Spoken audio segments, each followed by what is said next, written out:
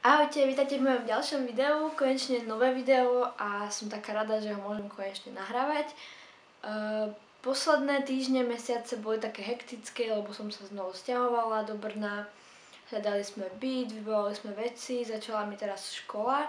Vôbec som nič nestíhala, navyše bol priateľ stále doma, takže ja som nemohla nahrávať video. Takže teraz využívam čas, že môžem konečne nahrať video a strašne sa teším, že ho môžem nahrať. Takže dúfam, že sa vám bude video páčiť. Takže myslím, že môžeme začať. O čom bude toto video? Možno ste videli moje video o sociálnej fóbii, ktoré bolo moje také prvé rozprávacie video, myslím. Bolo to video o sociálnej fóbii, aký je život so sociálnou fóbiou a dosť veľa ľudí mi vlastne písalo mail, že majú tiež taký problém a proste dosť veľa ľuďmi som si vlastne písala a zistila som, že dosť veľa ľudí má tento problém, čo ma dosť tak šokovalo, že sa mi tak ozvali ľudia, ale bolo to milé. Dopredu sa ospravedlňujem, ak som vlastne niekomu odpísala neskôr alebo tak, ale ja väčšinou, keď príde mi ten mail a je celkom dlhý, tak si ho prečítam a nechcem hneď tak odpisovať na ten mail, pretože chcem si trošku na to sadnúť a si to ešte raz prejsť a prečítať a odpísať nejaký kvalitný mail, ktorý vlastne pomôže alebo ktorý bude dávať zmysel. Nechcem odpísať iba tak narýchlo, že bla bla bla bla bla, dobre. A proste chcem sa tomu dlhšie povenovať tomu mailu a odpísať vám s takým citom, alebo ako to inak povedať. Takže vráťme sa k tomu, o čom je toto video. Včera som bola na prehliadke u psychiatričky a bude to už pomaly rok, čo som začala liečbu na túto sociálnu fóbiu. Neviem, či som v minulom videu o tej sociálnej fóbii hovorila, že ja som vlastne začala brať lieky na sociálnu fóbiu a začala som brať konkrétne Sertralin Actavis, myslím sa to volá. Je to dosť zvláštne takto to hovoriť tu na kameru, že berem lieky na sociálnu fóbiu a bojím sa, že keď niekto náhodou, kto ma pozná, nájde toto video, že to bude strašne zvláštne, ale to je jedno. Takže, o čom bude toto video? Toto video bude o tom, čo sa zmenilo počas roku, čo berem lieky na sociálnu fóbiu, aká som bola predtým, aká som teraz. A vlastne o tom všetkom, ako to vlastne celé prebiehalo, pretože som si dosť všimla, že také najpopulárnejšie video je s tou sociálnou fóbiou, takže som sa rozhodla, že vlastne urobím niečo o tom. A prišlo mi to celkom také zaujímavé urobiť video o tom, ako vlastne sa to zmenilo. Takže o tomto bude toto video. Dúfam, že toto intro nebolo veľmi dlhé, ale asi bolo, ale tak to je jedno. Takže môžeme sa pustiť rýchlo do toho. Takže čím by som tak začala? Ja som zistila, že mám sociálnu fóbiu asi niekedy pred rokom približne. A rozhodla som sa to znova riešiť, pretože už som raz ukončila vysokú školu práve kvôli tomu, že som mala sociálnu fóbiu. V tej dobe som ešte nevedela, že mám sociálnu fóbiu, takže som to nejako neriešila. No a vlastne som zistila, že mám sociálnu fóbiu, že si myslím teda, že mám sociálnu fóbiu. A tak som sa rozhodla, že to budem konečne riešiť, konečne zmením svoj život. Hľadala som si tu na Brne psychiatričku a konečne po dlhom hľadaní som našla niekoho, kto by ma zobral, pretože nemám českú poisťovňu ani nič, takže to je jedno. Ako prebiehalo prvé stretnutie s psychiatričkou? Pamätám si, že to bolo pre mňa strašné.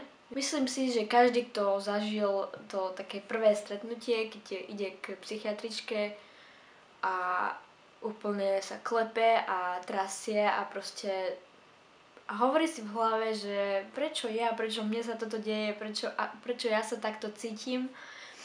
Prišla som tam a bola som ako taká utiahnutá malá myška s roztraseným hlasom. Proste je to zvláštne, že vy proste idete k lekárovi a nie je to ako keď idete k normálnemu lekárovi, že idete na prehliadku, ale je to zvláštne, lebo si hovoríte, prečo ja sa takto cítim, prečo niekto iný sa tak necíti, prečo moji kamaráti sú v pohode a ja som takáto a hovoríte si prečo a je to proste strašný pocit. Ako som spomínala, bola som strašne roztrasená, úplne som bola v strese nevedela som, čo mám robiť. Takže našla som aj záznam z tejto mojej prvej psychiatrickej návštevy, aby ste mali takú predstavu, ako som tam vlastne prišla, pretože tu je to tak popísané. Tu nás sa píše, že pacientka prichádza do psychiatrickej ambulancie adekvátne oblečená, naličená, napadná krásnym vzhľadom, hovoriaca ticho, zakriknutá, roztrasený úzkostný stav, neustále pohrávanie sa s dlhými rukávmi svetra. Nechápem, ako si takéto veci dokážu tí ľudia všímať. Pacientka popisuje nadmernú vytrémovanosť, obavu, že vystupovanie bude trápne a ponižujúce. Bla bla bla. Pacientka považuje za problematické nadväzovanie komunikácie, obavu, že prejav bude trapný či ponižujúci, obava z vystupovania na verejnosti, sprevádzaná úzkostnou vegetatívnou reakciou, popisuje, že ak má začať hovoriť pred davom, tak stráca hlas, pocit chvení, vnútorný nepokoj, zarudnutí, teda začervenanie a bla bla bla, proste tieto všetky príznaky. Svoju náladu považuje subjektívne za pokleslú v návaznosti na pocit vlastnej nedostačivosti a povedomí, že obavy z toho, že prejav bude trapný, neohrabaný, sú nadmerné. Následne vám potom prečítam správu zo včerajška, keď som tam bola vlastne na kontrole a uvidíte, aký je vlastne medzi tým rozdiel, takže práve preto to čítam. Potom je tu napísané odpovede priliehavé bez latencií, čo neviem, čo znamená, ale nevadí. V kategórii dotazu primerane rozvité, prejav úzkostný,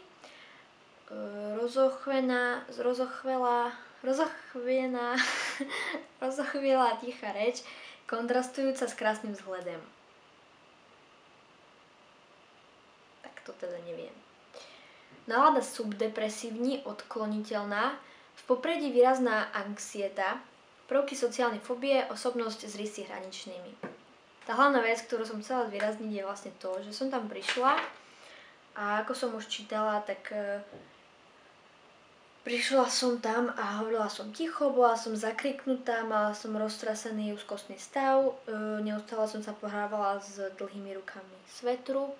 To som už vlastne čítala a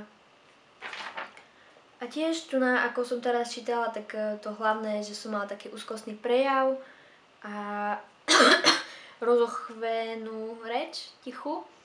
Keď si teraz prečítame správu zo včerajška, tak na čo som chcela poukázať je, že v tejto správe zo včerajška si môžeme všimnúť, že sa tu píše odpovedi priléhavé bez latencií, zase čo neviem čo znamená, v kategórii dotazu primerane rozvité, nálada euthymní, čo tiež neviem čo znamená, ale to hlavné je, že je tu, že klidná bez anxiety.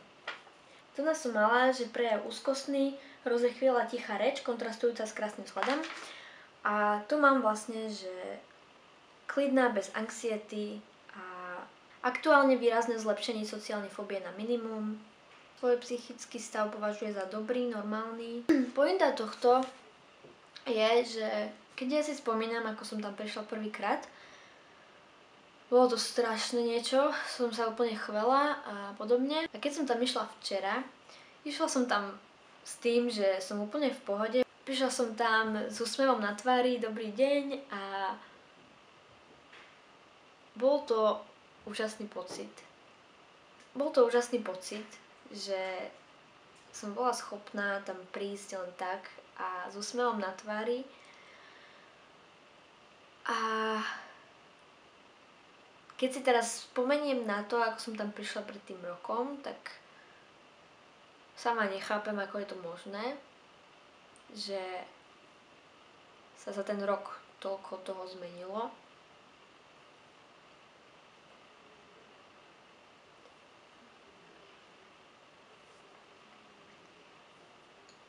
A tak čo sa vlastne zmenilo za ten rok? Prvé týždne užívania týchto liekov boli dosť hrozné. Dá sa povedať, že sa to ešte zhoršilo. ale potom postupne po tých pár mesiacoch a proste mesiac za mesiacom sa to stále zlepšovalo. A videla som to hlavne v škole, pretože moja sociálna fóbia je asi taká najvyššia v škole. Oveľa menej som sa bála vlastne byť v tej škole vôbec a menej mi záležalo na tom, čo si o mne myslia spolužiaci. Mala som menší problém s tým výjsť pred týchto ľudí a niečo povedať pred triedou. Teraz je to ešte oveľa lepšie. Sice som stále v škole tá tichá myška, ktorá sedí sama v lavici a s nikým sa nebaví, ale to je možno tým, že som taký introvert, ktorý je radšej sám. A takže som stále ten introvert, ktorý sedí sám v lavici a pomerne sa nebaví s nikým. Čo ma aj trošku mrzí, ale je to strašne ťažké nadviazať kontakt s ľuďmi, ktorí už sú buď kamaráti alebo spolu niečo zažili. Takže to ma tak celkom mrzí, ale je to v pohode. A ja si tam budem sedieť v lavici sama hrdo a budem v pohode. Tiež výrazná vec, ktorú som vlastne konečne dokázala, je vystúpiť pred ľudí, pred spolužiakov a odprezentovať nejakú prácu, seminárnu alebo niečo. A konečne som to dokázala, pretože prvý semester v škole som nemohla som proste vystúpiť pred tých ľudí, pretože tá fóbia bola silnejšia ako ja. V druhom semestri, minulý semester vlastne, som už konečne dokázala predstúpiť pred tých ľudí a odprezentovať prácu bez roztraseného hlasu a zvládla som to.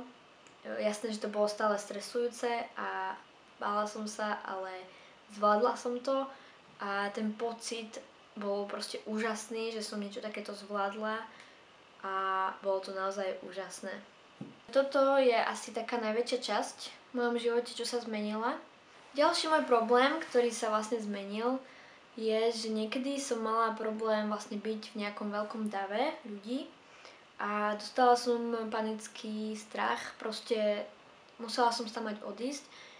Častokrát sa mi stávalo, že som bola niekde s kamarátmi v nejakom podniku a bolo tam veľa ľudí, bol tam strašný hluk. Z každej strany som počula, ako každý niečo rozpráva a ja som proste musela doslovne stámať, pretože to bolo strašné a tie pocity boli neskutočné.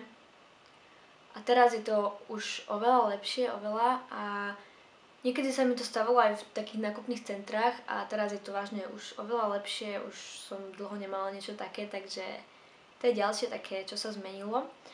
A ďalšia hlavná vec, ktorá sa zmenila, som ja. Teda nechcem povedať, že som sa ja zmenila, pretože myslím, že celý čas som bola vnútri takáto, aká som teraz. Len som vyšla z tej ulity a konečne som to ja, ako som vždy mala byť. Som sebavedomejšia, oveľa viac si verím, som optimistickejšia a snažím sa myslieť pozitívne a mám konečne úprimne chuť žiť. A to je tá najúžasnejšia vec, akú kedy môžem zažiť, akú som kedy zažila. Zmenil sa môj postoj k životu, môj postoj k sebe a som oveľa sebavedomejšia a oveľa viac si verím. Verím si v živote, v práci, vo všetkom. Snažím sa aspoň teda. Viem, že nie je veľa ľudí takých ako som ja a viem, že som jedinečná, ale to ste každý z vás.